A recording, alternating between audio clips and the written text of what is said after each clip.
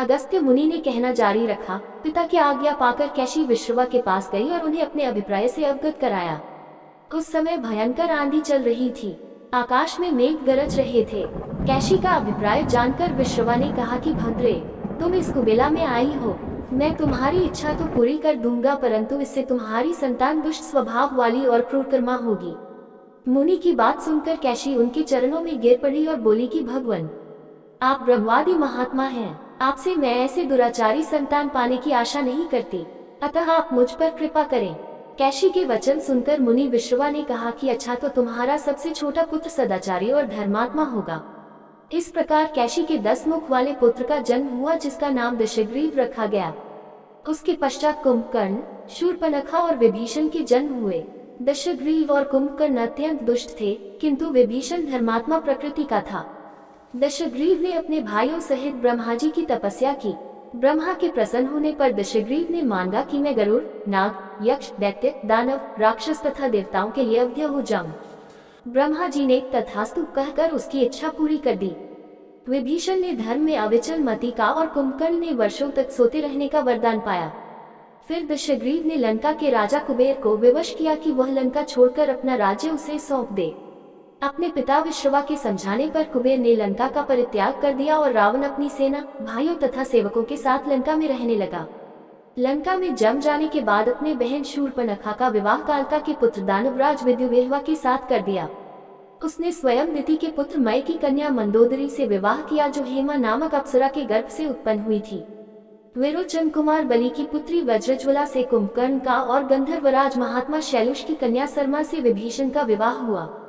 कुछ समय पश्चात मंदोदरी ने मेघनाद को जन्म दिया, जो इंद्र को परास्त कर संसार में इंद्रजित के नाम से प्रसिद्ध हुआ। सत्ता के मद में रावण उच्छृंखल हो देवताओं, ऋषियों, यक्षों और गंधर्वों को नाना प्रकार से कष्ट देने लगा।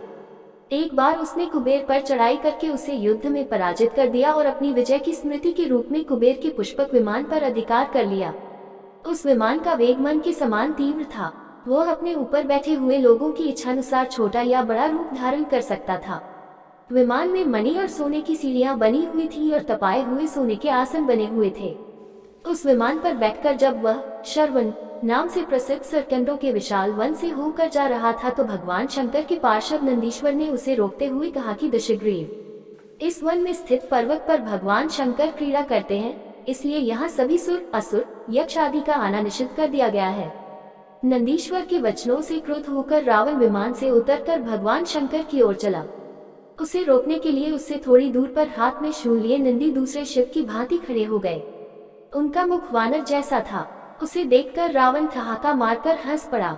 इससे कुपित हो नंदी बोले कि दशानन, तुमने मेरे वानर रूप की अवहेलना की है, इसलिए तुम्हारे कुल का नाश करने के लिए मेरे ही समान पराक्रमी रूप और तेज से संपन्न वानर उत्पन्न होंगे। रावण ने इस ओर तनिक भी ध्यान नहीं दिया और बोला कि जिस पर्वत ने मेरे विमान की यात्रा में बाधा डाली है, आज मैं उसी को उखाड़ फेंकूंगा। ये कहकर उसने पर्वत के निचले भाग में हाथ डालकर उसे उठाने का प्रयत्न किया। जब पर्वत हिलने लगा तो भगवान शंकर ने उस पर्वत को अपने पैर के अंगूठे से दबा दिया। इससे रावण का हाथ बुरी तरह से दब गया और वह पीड़ा से चिल्लाने लगा। जब वह किसी प्रकार से हाथ न निकाल सका तो रोते रोते भगवान शंकर की स्तुति और क्षमा प्रार्थना करने लगा। इस पर भगवान शंकर ने उसे क्षमा कर दिया और उसके प्रार्थना करने पर उसे एक चंद्रहास नामक खड्ग भी दिया। अगस्त्य मुनि ने कथा को आगे बढ़ाया। एक दिन हिमालय प्रदेश में भ्रमण करते हुए रावण ने ब्रह्मर्षि कुशध्वज की कन्या वेदवती को तपस्या करते देखा। वह उस पर मुग्ध हो गया और उसके पास आकर उसका परिचय तथा अविवाहित रहने का कारण पूछा। वेदवती ने अपने परिचय देने के पश्चात बताया कि मेरे पिता विष्णु से मेरा विवाह करना चाहते थे। इससे क्रोध होकर मेरी कामना करने वाले दैत्यराज शंभु ने सोते में उनका वध कर दिया। उनके मरने पर मेरी माता भी दुखी होकर चिता में प्रविष्ट हो गई। तब से मैं अपने पिता की इच्छा पूरी करने के लिए भगवान विष्णु की तपस्या कर रही हूँ। उन्हीं को मैंने अपना पति मान लिया है। पहले रावण ने वेदवती को बातों में फुसलाना चाहा, फिर उसने जबरदस्ती करने के लिए उसके केश पकड़ लिए। वेदवती ने एक ही झटके में पकड़े हुए केश काट डाले। फिर यह कहती हुई अग्नि में प्रविष्ट हो गई कि दुष्ट, तूने मेरा अपमान किया है।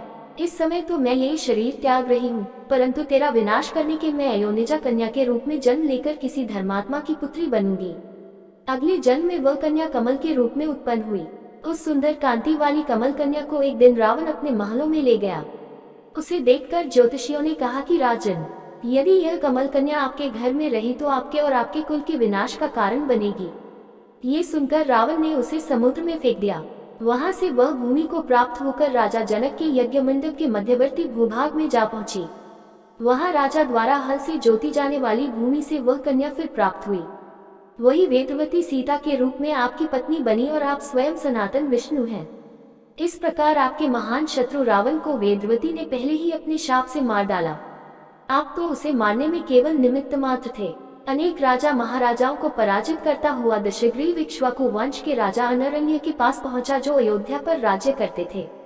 उसने उन्हें भी द्वंद्व युद्ध करने अथवा पराजय स्वीकार करने के लिए ललकारा। दोनों में भीषण युद्ध हुआ, किंतु ब्रह्मा जी के वरदान के कारण रावण उनसे पराजित न हो सका।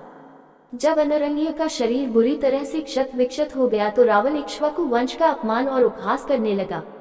इससे कुपित होकर अनरण्य ने उसे शाप दिया कि तूने अपने व्यंगपूर्ण शब्दों से इक्ष्वाकु वंश का अपमान किया है, इसलिए मैं तुझे शाप देता हूँ कि महात्मा इक्ष्वाकु के इसी वंश में दशरथ नंदन राम का जन्म होगा, जो तेरा वध करेंगे। ये कहकर राजा स्वर्ग सिधार गए। रावण की उद्दंडता में कमी नहीं आई। राक्षस या मनुष्य जिसको भी वह शक्तिशाली पाता, उसी के साथ जाकर युद्ध करने लगता। एक बार उसने सुना कि किष्किंधापुरी का राजा वाली बड़ा बलवान और पराक्रमी है, तो वह उसके पास युद्ध करने के लिए जा पहुंचा। वाली की पत्नी तारा के पिता सुषेण, युवराज अंगद और उसके भाई सुग्रीव ने उसे समझाया कि इस समय वाली नगर से बाहर संध्योपासना के लिए गए हुए हैं। वे ही आपसे युद्ध कर सकते हैं और कोई वानर इतना पराक्रमी नहीं है जो आपके साथ युद्ध कर सके, इसलिए आप थोड़ी देर उनकी प्रतीक्षा करें। फिर सुग्रीव ने कहा कि राक्षस राज, सामने जो शंख जैसे हाथियों के ढेर लगे हैं वे वाली के साथ युद्ध की इच्छा से आए आप जैसे वीरों के ही हैं। वाली ने इन सब का अंत किया है। यदि आप अमृत पीकर आए होंगे तो भी जिस क्षण वाली से युद्ध करेंगे वह क्षण आपके जीवन का अंतिम क्षण होगा। यदि आपको मरने की बहुत जल्दी हो तो आप दक्षिण सागर के तट पर चले जाइए, वहीं आपको वाली के दर्शन हो जाएंगे। सुग्रीव के वचन सुनकर रावण विमान पर सवार हो तत्काल दक्षिण सागर में उस स्थान पर जा पहुंचा जहां वाली संध्या कर रहा था। उसने सोचा कि मैं चुपचाप वाली पर आक्रमण कर दूंगा। वाली ने रावण को आते देख लिया, परंतु वह तनिक भी विचलित नहीं हुआ और वैदिक मंत्रों का उच्चारण करता रहा। जो ही उसे पकड़ने के लिए रावण ने पीछे से हाथ बढ़ाया, सतर्क वाली ने उसे पकड़कर अपनी कांख में दबा लिया और आकाश में उड़ चला। रावण बार बार वाली को अपने नखों से कचोटता रहा, किंतु वाली ने उसकी कोई चिंता नहीं की। तब उसे छुड़ाने के लिए रावण के मंत्री और अनुचर उसके पीछे शोर मचाते हुए दौड़े, परंतु वे वाली के पास तक न पहुंच सके। इस प्रकार वाली रावण को लेकर पश्चिमी सागर के तट पर पहुंचा। वहां उसने संध्योपासना पूरी की। फिर वह दशानन को लिए हुए किष्किंधापुरी लौटा। अपने उपवन में एक आसन पर बैठकर उसने रावण को अपनी कांख से निकालकर पूछा कि अब कहिए आप कौन हैं और किस लिए आए हैं। रावण ने उत्तर दिया कि मैं लंका का राजा रावण हूँ, आपके साथ युद्ध करने के लिए आया था। वो युद्ध मुझे प्राप्त हो चुका है। मैंने आपका अद्भुत बल देख लिया। अब मैं अग्नि की साक्षी देकर आपसे मित्रता करना चाहता हूँ। फिर दोनों ने अग्नि की साक्षी देकर एक दूसरे से मित्रता स्थापित की।